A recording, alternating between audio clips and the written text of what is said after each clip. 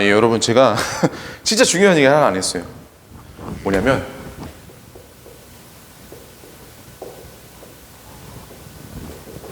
이걸 빼먹어서 추가 영상으로 올립니다. 이 3편인데 모고해. 이 모자는요 한자 제가 안 찾아봤는데 이거예요. 여러분 영성체를 하지 말아야 할 사람이 영성체 하는 걸 뭐라고 합니까? 모령성체. 한마디로 영성체를 모독했다는 거예요. 고해성사를 모독한 거 모고해입니다. 뭐냐면 우리는 아까 말씀드렸죠. 고해성사는 뭐라고요? 내가 오피셜하게 공식적으로 공적으로 하느님을 만나 나의 모든 죄를 고백을 하는 거죠. 그렇죠? 그러니까 전제는 뭐냐면 이 신자가 정말 열심히 이 성사를 준비했다. 전제가 첫 번째고, 두 번째 그 신자는 모든 것들을 고백할 것이다라는 것이 두 번째예요. 근데 이 모고의 대표적인 게 뭐냐면은 한마디로 이거예요. 내 죄를 감추는 거죠. 그 순간 내 자존심이 허락 안 해서, 어려워서, 두려워서, 전지전능하신 하느님 앞에서 나의 죄를 감추는 거죠. 대표적인 게 누구예요? 카인. 야, 네 동생 어디 갔냐? 그러니까 내가 동생을 돌보는 사람입니까? 성경에서 아주 안 좋은 일로 나와 있죠. 이런 것들 절대 하시지 마세요.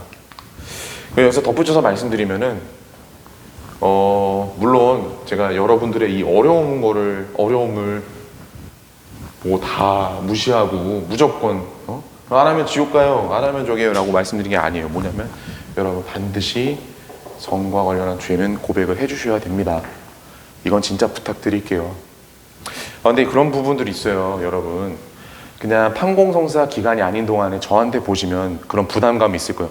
저 신부님이 나를 알 텐데, 활동 열심히 하시는 분들 나를 알 텐데 어떡하지 부끄러워서. 여러분 생각을 해보세요.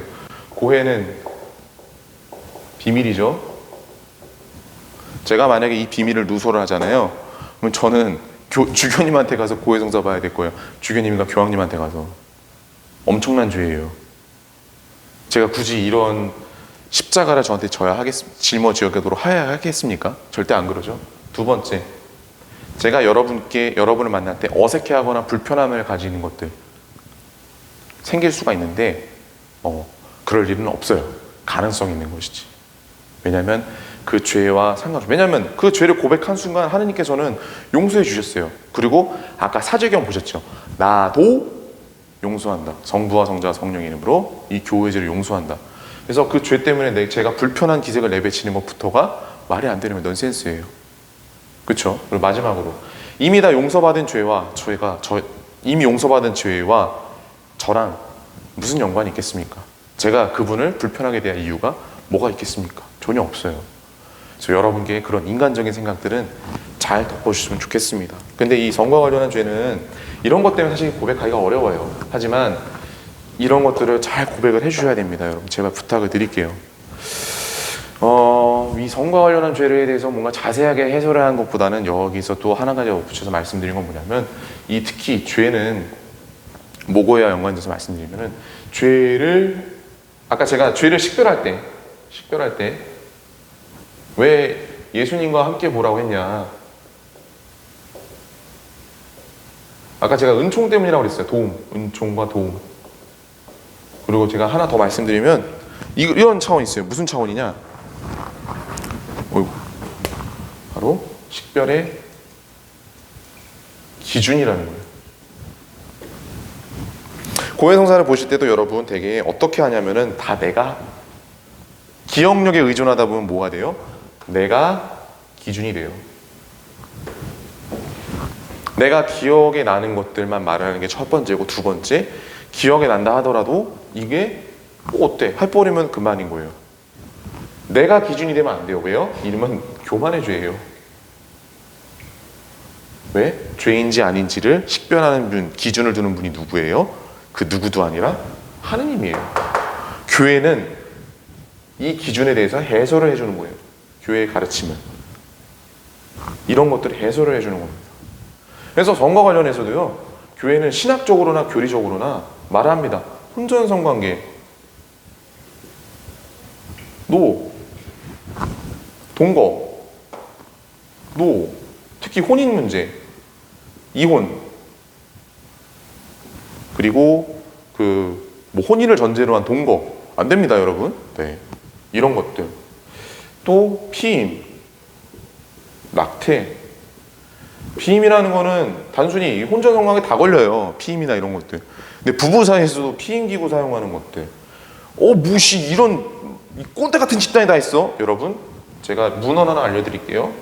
성 바오로 6세 교황님의 인간 생명이라는 얇은 소책자가 있는데 회칙인지 문헌이 있는데 여기서 바꿨습니다, 이거. 네, 물론 교회 안에서 이것에 대해서 비판하는 세력도 있지만 죄송하지만 우리 교회의 가르침은 이거예요. 신학적인 견해로 비판은 할 수 있지만 가르침은 변하지 않습니다. 또 동성애 문제들도 발생할 수 있죠. 젠더 이런 것들 그렇습니다. 그래서 이런 것들을 여러분께서 받아들이기 특히 성과 관련해서는 여러분 받아들이기 어려울 거예요. 하지만 제가 그런 분들께 부탁을 드리는 건 뭐냐면 솔직하게 그냥 이야기를 했으면 좋겠어요. 저는 어떤 의미냐면 뭐 그렇다고 해서 그런 분들이 있어요. 간혹 가다가 감정을 실어서 말씀하는 분들이 간혹 있어요. 그럼 진짜 저도 화가 납니다. 인간적으로. 근데 무슨 말이냐면은 뭐 이런 것들 나는 해도 된다라고 생각을 해요. 그러면 얘기를 안 해요. 죄의 기준이 나니까요. 하느님께서는 원하시지 않았는데. 그리고 교회는 이 하느님 성경과 성전을 기반으로 한 가르침 안에서 당연히 해서는 안 된다라고 가르치는데 내가 안 받아들이는 거예요. 또 이것도 인공수정. 시험관악이라고 하죠. 흔히 말하면 배아 감수술.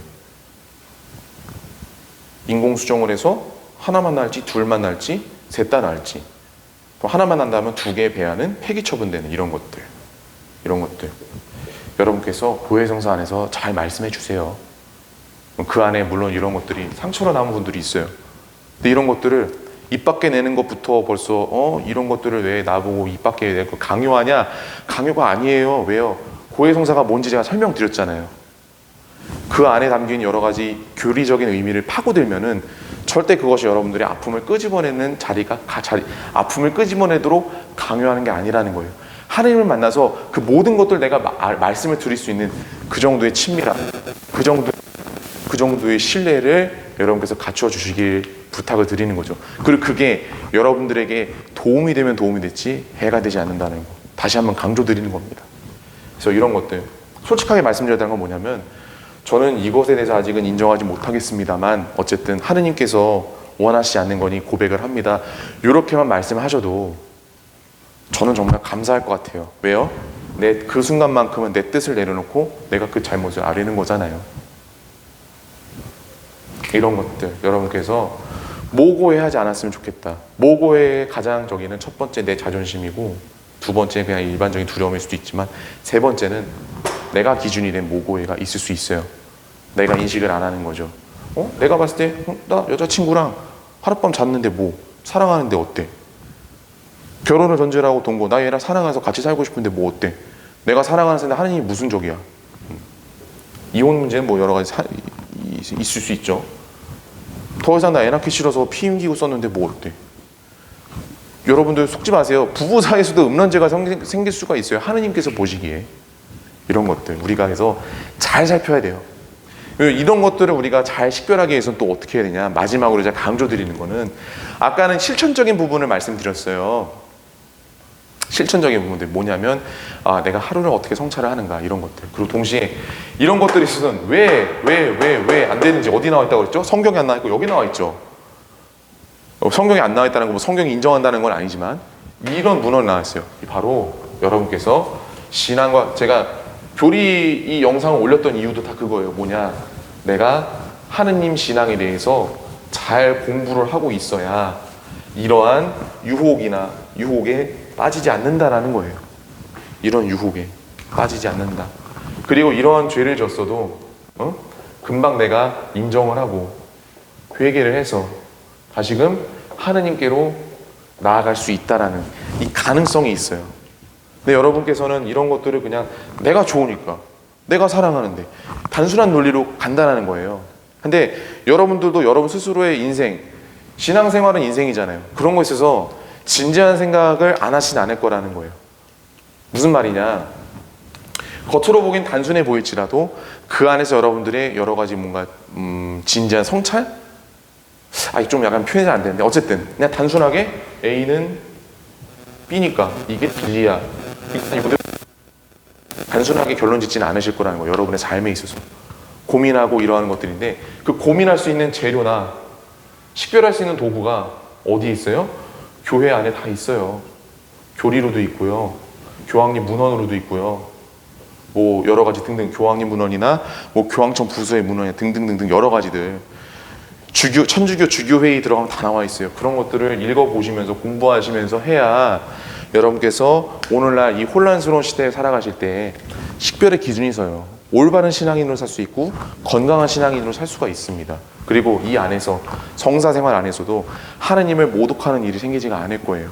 겉으로 봤을 때는 아무 문제가 없겠지만 하느님께서는 정말로 문제 삼는 거가 있을 수 있죠.